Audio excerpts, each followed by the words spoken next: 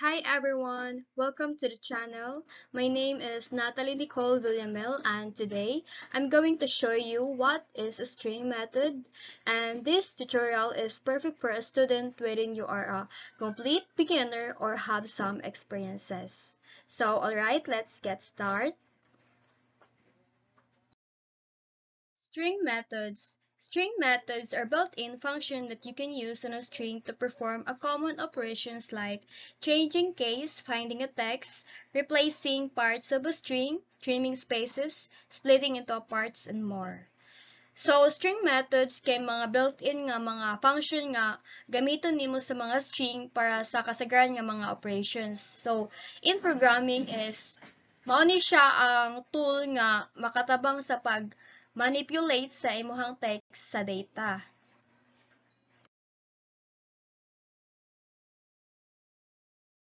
Methods and description. Python methods, we have a capitalize convert the first character to uppercase. So, ang capitalize is imo siyang i-capital ang unang letter sa imong string.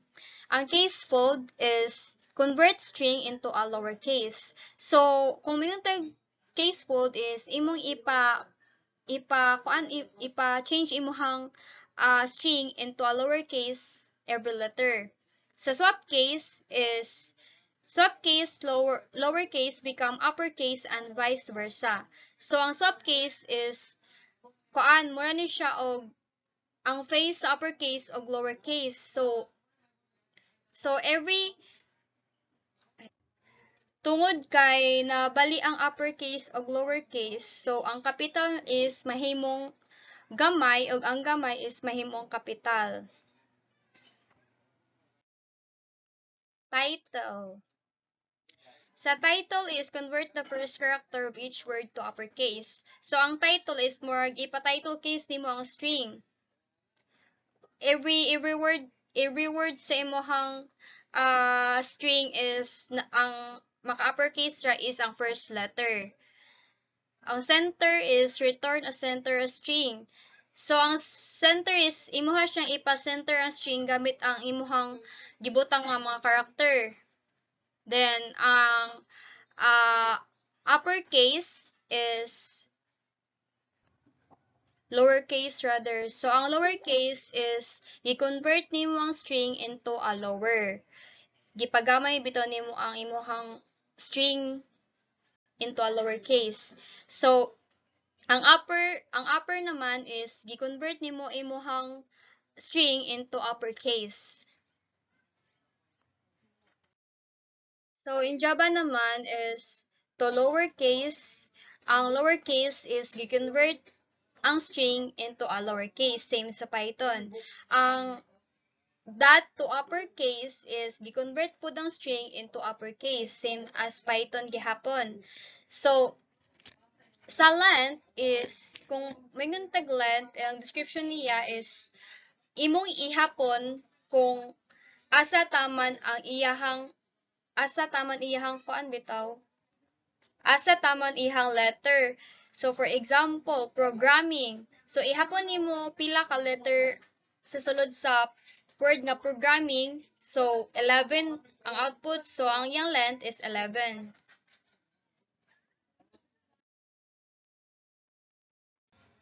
So, ang carat is return the character located at specific index. Start with 0. So, ang carat is kung mag-ihap ka is mag-start yun na siya 0. So, mura bitog imuhang kuhaon ang letter sa specific na position sa string.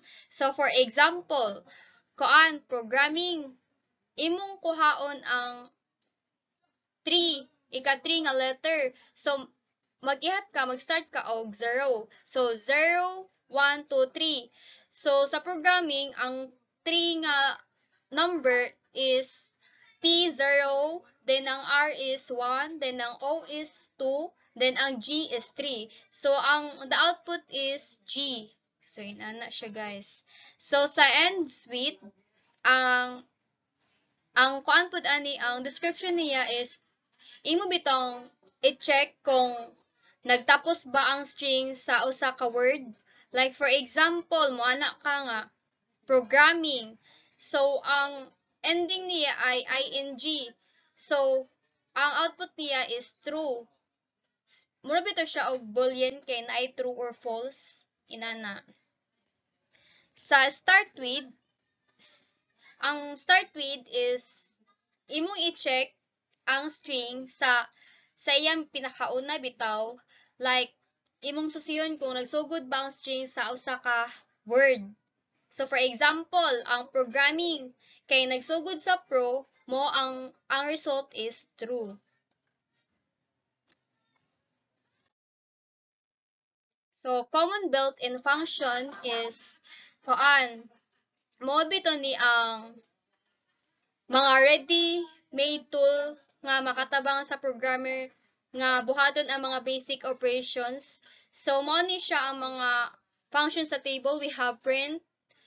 Ang print is gamiton ni para ipakita ang text or value sa screen. So sama sa pag-announce bito sa results sa imuhang code. So sa len is gamiton ni para kuhon ang gidaghanon sa mga characters sa isa bitaw ka string, murag bitaw tag ihap ka sa sulod sa usa ka word inana. Ang string is description niya is gamiton para i-convert ang usa ka value ngadto sa string. Murag nagpakita string ang bisan unsa nga number or value. So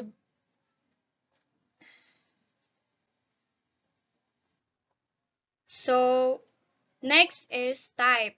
So ang description sa type is gamiton ni para makita kung unsa nga data type ang usa ka value. So mura ni siyang mag-ask ka kung unsay classification sa imuhang bitang variable.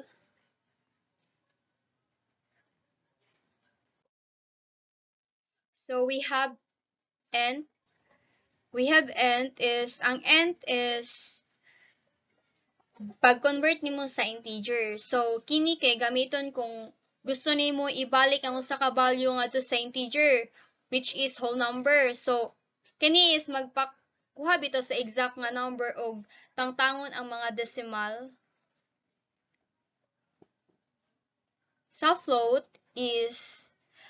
ang float is pag-convert sa decimal number. So gamiton ni kung gusto nimo ibalik ang usa ka value ngadto sa floating point number, which is decimal, then pagpakita po ni sa decimal sa usa ka number. Ang input is pagkuha og input gikan sa user. So kini is gamiton kung gusto nimo pa-inputon ang user og value, murag pangutana sa user og pagkuha sa ihang mga answer. Sa sum is pag-add sa tanang number sa list. So kini sad is gamiton kung gusto nimo total ang tanang number sa sulod sa list. So murag automatic nga addition sa mga values bitaw like inana. Common built-in function in Java. So function, we have system.out.println. Description is print output to the screen. So sa Python, ang iyaharang is print. Sa Java naman is naay system.out.println. So ang system.out.println is pag-print og output sa screen. So kini gamiton kung gusto nimo ipakita ang text or value sa console, murag magpahibalo sa result sa imong code bitaw. So ang string length is return the number of character in a string. So ang string length is pagkuha sa kadaghanon sa characters sa usa ka string. So kini siya kay gamiton kung gusto nimo mahibal-an pila ka letter ang sulod sa usa ka word. So, mura bito kag mag-ihap sa imuhang letter nga ginput. So, inana siya. So, ang integer parseInt is convert a string to an integer. So, ang integer that parseInt is pag-convert sa string ngadto sa integer. So, kani kay gamiton kung ang usa ka text nga number gusto nimo mahimong real number which is integer. So, murag nagpakita bito siya nga number sa text. Like for example, ang output nimo is 1 2 3 4 5. So, nahimo mang integer so dili na siya string. So, next is we have double that parse double. So, description is convert a string to a double. So, ang double that parse double is pag-convert sa string ngadto sa decimal, which is double. So, kini kay gamiton kung ang usa ka text nga decimal number is gusto nimo mahimong real decimal value. So, useful ni siya para sa computation.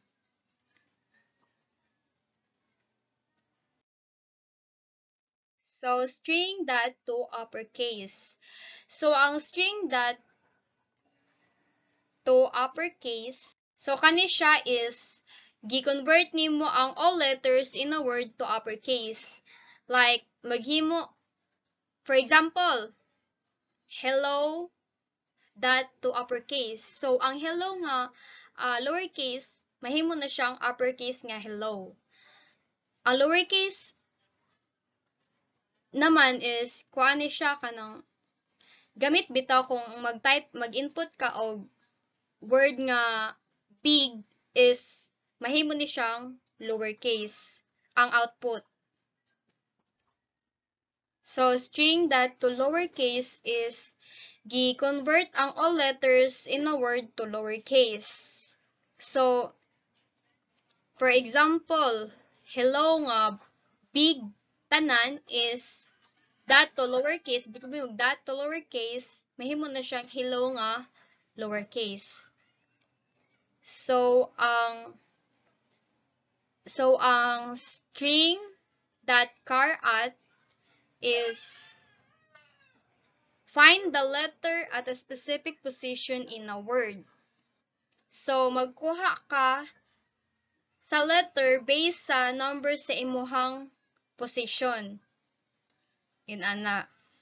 So, ang scanner that next line is read a full line of text input from the user. So, ang scanner that next line is pagkuha bito sa tibok text nga gi type sa user. Basic modules, classes in Python. A module is a file that includes Python code that you may import into your program and use again. This code is typically functions, classes, or variables. So, ang module kay usa ka file nga naglakip og Python code nga pwede nimo gamiton sa imuhang program. So, kasagaran is nag-contain siya og functions, classes, variables, and uban pa. So, kani kay mura ni siya og kahon nga adunay sulod nga gamit kung kinahanglan nimo ang usa ka function. Pwede lang nimo siya i-import ang module para bitaw gamiton. So, classes in Python is everything is an object and those objects are created from classes. So, some of the common built-in classes include str for string, list for a list, dict for a dictionary, and set for a sets. So, ang class is usa ka blueprint o plan para makahimo bitaw og object. So, sa Python is tanan butang or objects is a string, list, dictionary, ug uban pa. So, mo ni siya ang mga object nga gikan sa mga classes. So, also reminder lang guys is ang module is mura ni siya og library nga adunay function, classes og variables. So ang class pod is muna ni siya og blueprint para sa paghimo og object. Module classes name. We have a random. So description is generates random numbers and make random selection. So when we say random is para bitaw sa pag-generate og random numbers o pagpili sa random nga mga butang. So ang string str is used to manage a string, text, and provide way to work with the string. Ang string is para sa pag-manipulate sa string, which is halimbawa, text is equal hello. More than print, then text that upper, then ang result is hello nga uppercase. So kani bitaw is murag nag-edit ka sa usa ka word, then giusab nimo ang iyahang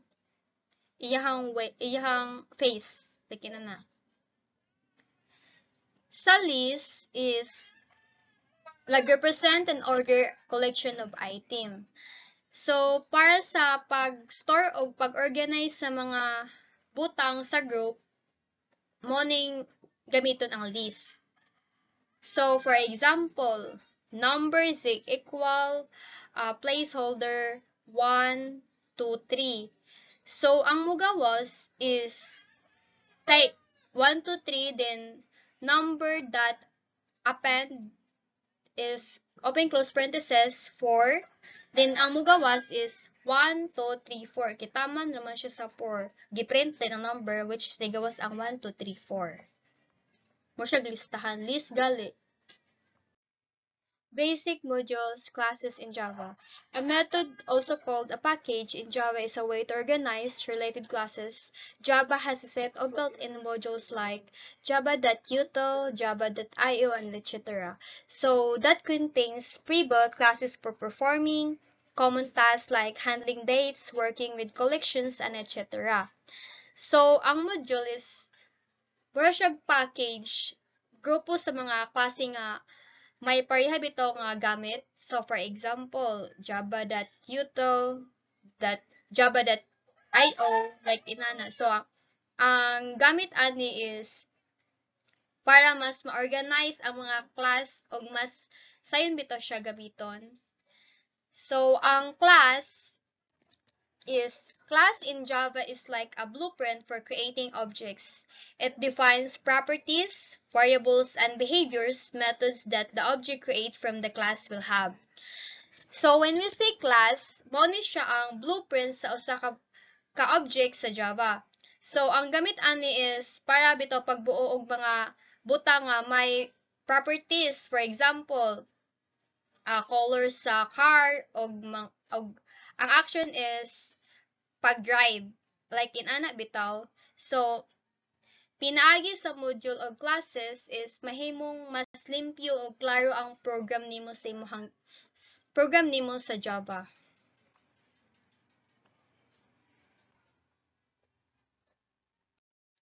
Module classes name. So we have a scanner. Ang scanner is description niya is read input from the user. Para makabasa ang input gikan sa user. Ang system is used to access system features like print. So ang system is gigamit sa pag-print o pag-access sa system. Ang random naman is gigamit aron mas ma-generate og random nga number.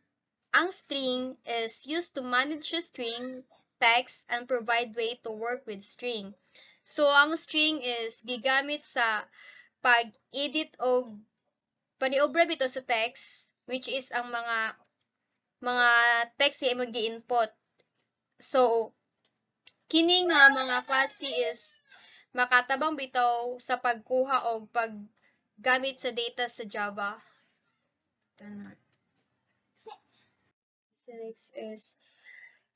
So I guess mao na to tanan ako ang topic nga i-discuss for today's video, and that's all. Thank you.